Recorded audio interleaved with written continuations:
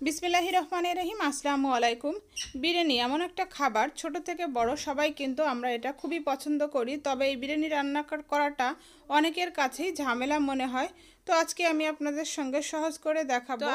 আপনাদেরকে সহজ করে প্যাকেট মশলায় এই বিরিয়ানিটা রান্না করে দেখাবো। আশা করছি আপনাদের ভালো লাগবে। তার জন্য প্রথমে আমি এখানে বড় সাইজের একটা প্যান নিয়েছি, আর তাতে এখন আমি দিয়ে দিলাম রান্নার তেল। আমি এখানে 1 কাপ পরিমাণে রান্নার তেল দিয়ে দিলাম। আমি আজকে তেল দিয়েই রান্নাটা করব, আর আপনারা চাইলে কিন্তু তেলের সঙ্গে ঘি বা বাটার এগুলো ব্যবহার করতে পারেন। তারপর এখানে আমি দিয়ে দিয়েছি তেজপাতা, এলাচ, দারচিনি, লবঙ্গ, গোলমরিচ দিয়ে দিলাম কয়েকটা। তারপর এগুলাকে হালকা একটু ভেজে নিচ্ছি। যখন মশলা থেকে হালকা ফ্লেভার বের হবে সেই পর্যায়ে এখানে কিছু পেঁয়াজ কুচি দিয়ে দিচ্ছি। তারপরে পেঁয়াজটাকে আমি একটু ভেজে নিব। অল্প মশলায় কিভাবে আপনারা ঝটপট বিরিয়ানিটা রান্না করতে পারবেন সেই রেসিপিটাই আজকে আপনাদের সঙ্গে শেয়ার করছি। এই যে পেঁয়াজটা যখন এরকম ভাজা হয়ে যাবে সেই পর্যায়ে এখানে আমি দিয়ে দিব অন্য মশলাগুলো। আমি এখানে দিয়ে দিচ্ছি আদা এবং রসুনের পেস্ট। আদা এবং রসুনের পেস্ট দুইটা একসঙ্গে আমি পেস্ট করে নিয়েছি। সেখান থেকে আমি 3 টেবিল চামচের মতো আদা রসুনের পেস্ট দিয়ে দিলাম। তারপর এখানে আমি দিয়ে দিব স্বাদ মতো লবণ। এখন এগুলাকে আমি নাড়াচাড়া করে মশলাটাকে একটু ভেজে নিব। কয়েক সেকেন্ডের জন্য এটাকে একটু নাড়াচাড়া করে হালকা করে ভেজে নিচ্ছি। কিছুটা ভেজে নিয়েছি। এই পর্যায়ে এখানে আমি দিয়ে দিব শুকনা মরিচের গুঁড়া 1 চা চামচ পরিমাণে। তবে আপনারা চাইলে শুকনা মরিচের গুঁড়াটা বাদ দিতে পারেন, তবে শুকনা মরিচের গুঁড়াটা দিলে টেস্টটা অনেক বেশি ভালো আসে। তারপরে এখানে আমি দিয়ে দিয়েছি জিরার গুঁড়া। আমি এখানে 2 চা চামচ পরিমাণে জিরার গুঁড়া দিয়ে দিলাম। এখন সব মশলাগুলোকে একসঙ্গে খুব ভালোভাবে ভেজে নিতে হবে বা কষিয়ে নিতে হবে।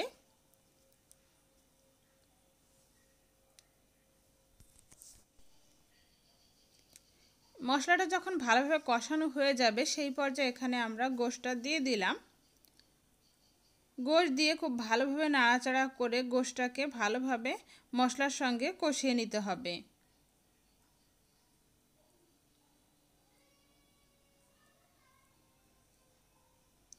এই যে খুব ভালোভাবে নাড়াচাড়া করে নিচ্ছি। একটু সময় নিয়ে তারপরে গোশটাকে কষিয়ে নিতে হবে, এতে করে টেস্টটা অনেক ভালো আসবে। এই পর্যায়ে এখানে আমরা দিয়ে দিব বিরিয়ানির মশলা। আমি এখানে রাঁধুনির যে বিরিয়ানির প্যাকেট মশলা পাওয়া যায় সেই মশলাটা থেকে 1 প্যাকেট নিয়েছি। সেটা থেকে আমি অর্ধেকটা মশলা এখানে দিয়ে দিলাম, বাকি অর্ধেকটা আমি পরবর্তীতে আবার ব্যবহার করব। তো মশলাটা দিয়ে আবার ভালোভাবে মিশিয়ে নিলাম। তারপরে এখানে দিয়ে দিলাম টক দই। আমি এখানে 1/2 কাপ পরিমাণে টক দই দিয়ে দিলাম। দিয়ে খুব ভালোভাবে নাড়াচাড়া করে মিশিয়ে নিব। আর গোশ থেকে এখন কিছুটা পানি বের হবে, আর সে পানিতেই গোশটা কিছুটা সিদ্ধ হবে। এই পানিটা আমরা প্রথমে একটু ঢাকা দিয়ে জাল করে পানিটা শুকিয়ে নিব। তারপরে গোশটাকে আরও কিছুটা কষিয়ে নিয়ে পানি ব্যবহার করব। এই পানির সঙ্গে কিন্তু আমি এখনই কোনো পানি দিচ্ছি না। ঢাকা দিয়ে এখন অপেক্ষা করব সম্পূর্ণ পানিটা শুকিয়ে যাওয়া পর্যন্ত। সম্পূর্ণ পানিটা শুকিয়ে গেছে, ঢাকনাটা আমি তুলে নিচ্ছি, দেখি কি অবস্থা। এই যে সম্পূর্ণ পানিটাই কিন্তু একদম শুকিয়ে গেছে, তেলটা উপরে ভেসে উঠছে। এই যে দেখেন, দেখে কিন্তু বোঝা যাচ্ছে। এখন গোশটাকে আমি নাড়াচাড়া করে নিচ্ছি।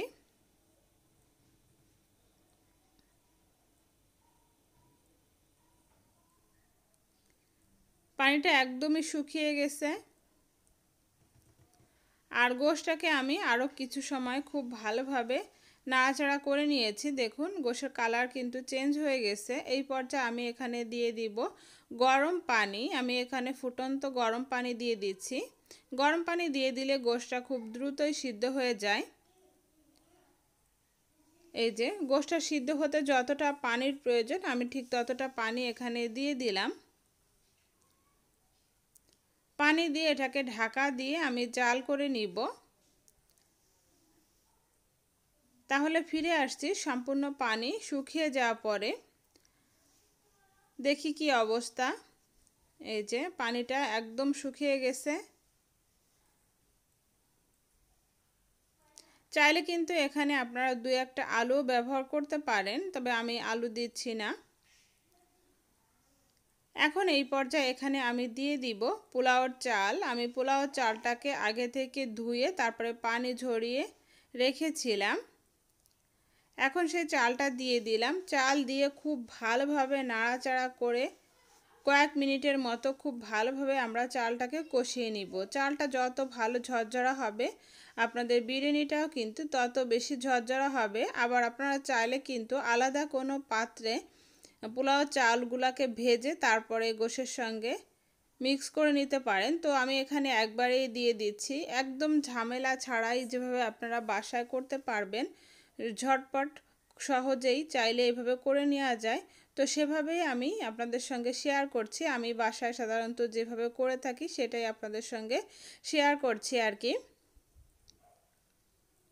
একটু সময় নিয়ে আমরা চালটা ভেজে নিব।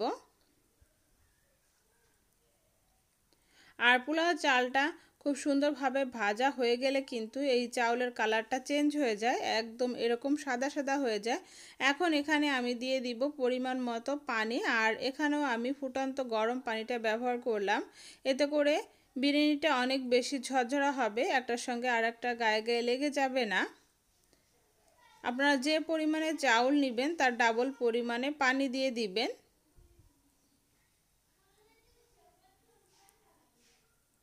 বিরিয়ানিটা ঝরঝরা হওয়ার 2টা টিপস, সেটা হচ্ছে চালটাকে খুব ভালোভাবে ঝরঝরা করে নেবেন, ভেজে একদম ঝরঝরা হয়ে যাবে এরকম করে নেবেন। আর হচ্ছে গিয়ে পানিটা ফুটন্ত গরম পানি দিবেন পরিমাণ মতো, তাহলেই দেখবেন যে আপনাদের বিরিয়ানিটা একদম ঝরঝরা হবে। এই পর্যায়ে এখানে আমরা বিরিয়ানির যে মশলাটার বাকিটা রেখেছিলাম সেটা দিয়ে দিলাম, আর দিয়ে দিলাম কিছু কাঁচা মরিচ। আর আমার কাছে মনে হলো লবণটা কম আছে, তো কিছুটা লবণ এখানে দিয়ে দিলাম। এখন এটাকে নাড়াচাড়া করে নিচ্ছি। দেখুন পানিটা কিন্তু অনেকটাই শুকিয়ে গেছে।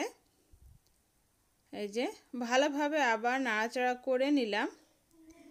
এখন চুলার আঁচটা আমি কম করে দিব। চুলার আঁচটা কম করে দিয়ে তারপরে এটাকে আমি ঢাকা দিয়ে রেখে দিব কিছু সময়ের জন্য।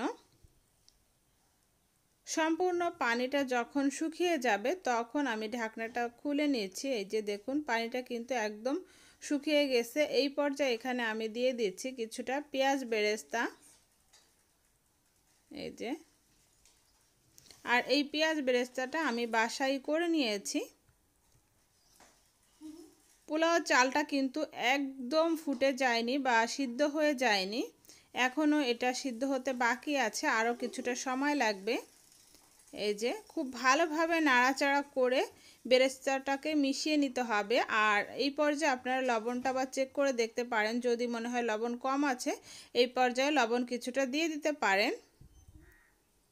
খুব ভালোভাবে নাড়াচাড়া করে তারপরে এভাবে করে আমি একটা জায়গায় করে এটাকে ঢাকা দিয়ে দিব।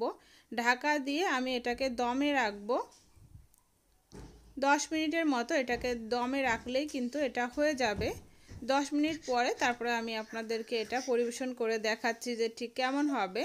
এই যে আমি ঢাকা দিয়ে দিলাম, ফিরে এলাম 10 মিনিট পরে। এই যে দেখুন আমাদের বিরিয়ানিটা কিন্তু একদম হয়ে গিয়েছে। আমি একটু নাড়াচাড়া করে এটাকে তুলে নিচ্ছি। আশা করছি আমার আজকের এই সহজ রেসিপিটা ভালো লেগেছে। ভালো লেগে থাকলে একটা লাইক দিয়ে উৎসাহিত করবেন। ফ্রেন্ড এবং ফ্যামিলির সঙ্গে চাইলে শেয়ার করতে পারেন। আর আমার চ্যানেলটি সাবস্ক্রাইব করতে একদমই ভুলবেন না। সবাই ভালো থাকবেন, সুস্থ থাকবেন। আল্লাহ হাফেজ।